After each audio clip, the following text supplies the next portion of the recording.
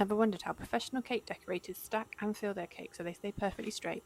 Hi, I'm Kim, sharing baking tips and tricks that I've learned over the last 20 years. Join me for part 1 of decorating a Black Forest cake.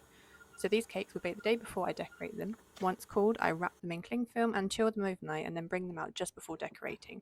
It makes them much easier to work with. First, I use a cake leveler to trim the tops off the sponges. I always bake my cakes slightly taller than I need, which is just a personal preference, and it also means I get to eat a little bit of every sponge I make. Quality control. Next, I mix up a batch of plain buttercream, giving the bowl a scrape down halfway so everything is evenly mixed. For the filling, I'm making a cherry buttercream, but I want the outside to stay plain and smooth. So I weigh out what I need first, add freeze-dried cherry pieces, and then add a little double cream to rehydrate them and boost the flavour. I attach the first sponge to the board with a little bit of buttercream and add half the cherry buttercream.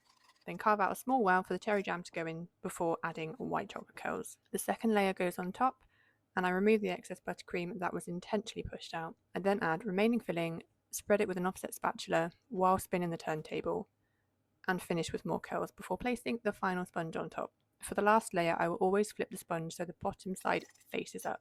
It gives a flatter surface and fewer crumbs. Finally, I scrape away the excess buttercream, making sure the cake is centered on the board, and pop it into the fridge to chill until it's firm before moving on to the crumb coat. And of course, clean down as you go because nobody likes working in a mess. Join me tomorrow for part 2 where I'll crumb coat and final coat the cake.